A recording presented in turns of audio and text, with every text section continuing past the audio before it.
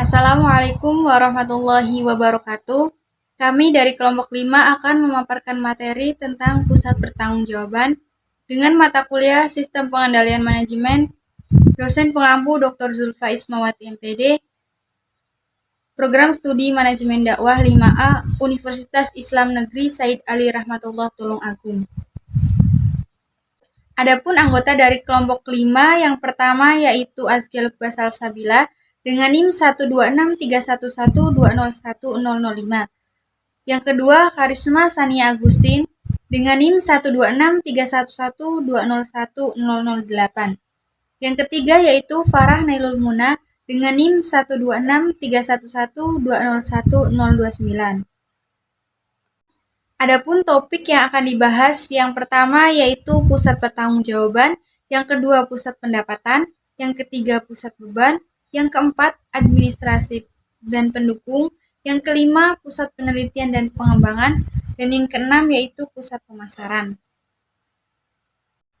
Baik, pemaparan bab yang pertama yaitu tentang pengertian pusat pertanggungjawaban. Pusat tanggung jawab merupakan organisasi yang dipimpin oleh seorang manajer yang bertanggung jawab terhadap aktivitas yang dilakukan. Definisi pusat pertanggungjawaban dapat disimpulkan sebagai berikut.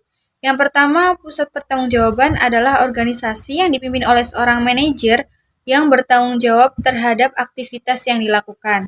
Yang kedua, fungsi pusat tanggung jawab adalah sebagai pengimplementasikan strategi tertentu untuk mencapai tujuan perusahaan.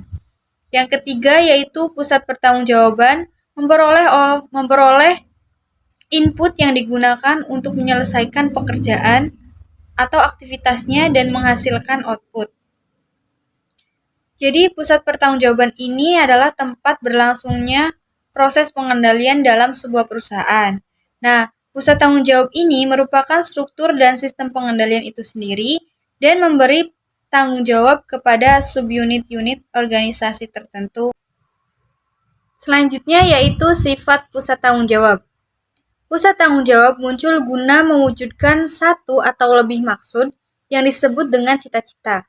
Perusahaan secara keseluruhan memiliki cita-cita dan manajemen senior menentukan sejumlah strategi untuk mencapai cita-cita tersebut. Fungsi dari berbagai pusat tanggung jawab dalam perusahaan adalah untuk mengimplementasikan strategi tersebut. Karena setiap organisasi merupakan sekumpulan pusat tanggung jawab, maka jika setiap pusat tanggung jawab telah memenuhi tujuannya, maka cita-cita organisasi tersebut telah tercapai. Selanjutnya yaitu hubungan antara input dan output. Manajemen bertanggung jawab untuk memastikan hubungan yang optimal antara input dan output. Di sejumlah pusat tanggung jawab, hubungan itu bersifat timbal balik dan langsung. Misalnya seperti di departemen produksi. Akan tetapi dalam sejumlah situasi, input tidak secara langsung berkaitan dengan output yang dihasilkan. Nah, misalnya di manufaktur di departemen produksi, inputnya berupa bahan baku yang menjadi bagian fisik dari barang jadi. Nah, di kasus ini, manufaktur disebabkan produksi proses pengendalian berfokus pada penggunaan input minimum yang dibutuhkan untuk memproduksi output yang diperlukan menurut spesifikasi dan standar kualitas yang benar, tepat waktu, dan sesuai dengan jumlah yang diminta. Namun dalam sejumlah atau beberapa situasi input ini tidak bisa secara langsung berkaitan dengan output yang dihasilkan. Selanjutnya yaitu mengukur input dan output. Nilai uang dari input tentunya biasanya dihitung dengan mengalihkan kuantitas fisik dengan harga per unit, yaitu jumlah jam kerja dikalikan dengan tarif per jamnya. Lebih mudah untuk mengukur biaya input daripada untuk menghitung nilai output. Tidak ada tolak ukur untuk mengukur output, bahkan organisasi-organisasi tidak berupaya untuk mengukur output dari masing-masing pusat tanggung jawab. Misalnya, memproduksi sebuah roti. Roti itu membutuhkan bahan misalnya 100 gram tepung terigu, 10 gram gula, 10 gram gula pasir, kemudian 2 butir telur, dan sebagainya. Nah, kemudian berapa rupiah yang dibutuhkan untuk memproduksi satu buah roti itu bisa kita rupiahkan, misalnya 100 gram tepung terigu harganya 2.000, satu butir telur harganya 2.000, dan seterusnya.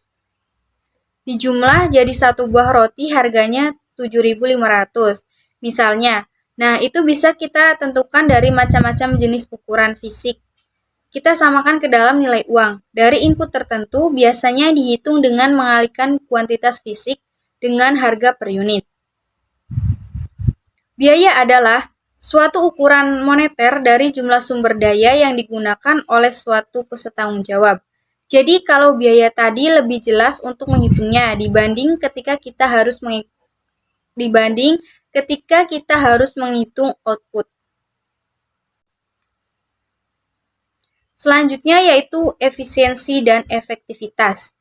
Konsep input, output, dan biaya bisa digunakan untuk menjelaskan makna dari efisiensi dan efektivitas, yang merupakan dua kriteria di mana kinerja pusat tanggung jawab dinilai. Nah, efisiensi adalah rasio output terhadap input atau jumlah output per unit input. Mengukur efisiensi adalah dengan membandingkan output dari pusat tanggung jawab yang satu dengan pusat tanggung jawab lainnya. Sedangkan efektivitas ditentukan oleh hubungan antara output yang dihasilkan oleh suatu pusat tanggung jawab dengan tujuannya.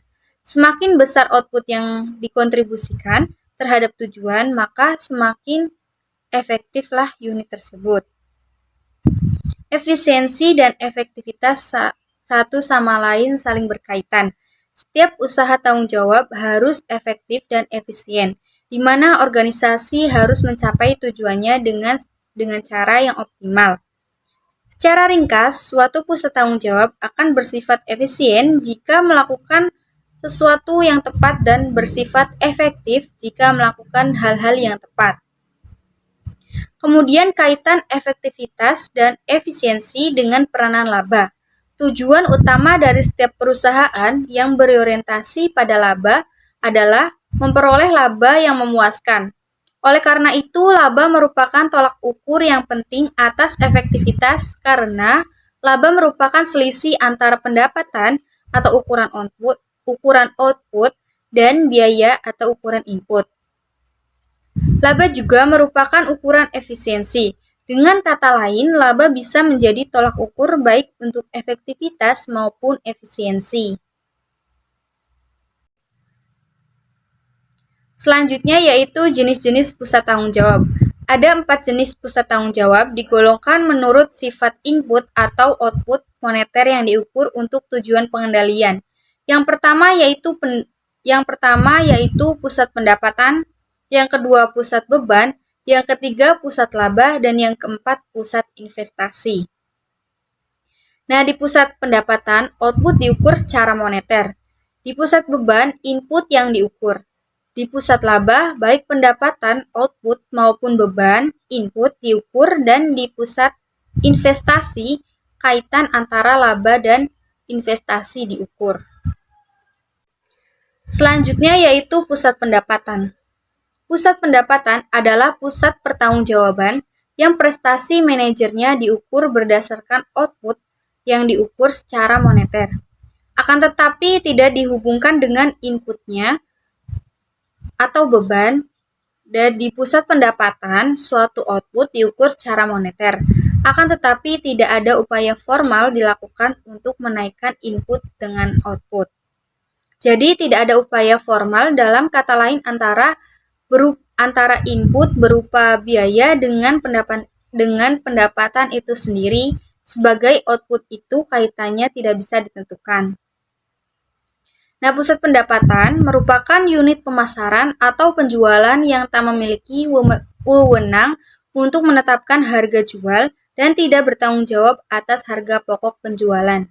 Dari barang-barang yang mereka pasarkan, penjualan atau pesanan aktual diukur terhadap anggaran dan kuota. Manajer dianggap bertanggung jawab atas beban yang terjadi secara langsung di dalam unitnya, akan tetapi ukuran utamanya adalah pendapatan. Sekian pemaparan materi dari saya. Subbab selanjutnya yaitu pusat beban dan pusat administratif dan pendukung yang akan disampaikan oleh pemateri 2 yaitu Mbak Farah Nailul Muna.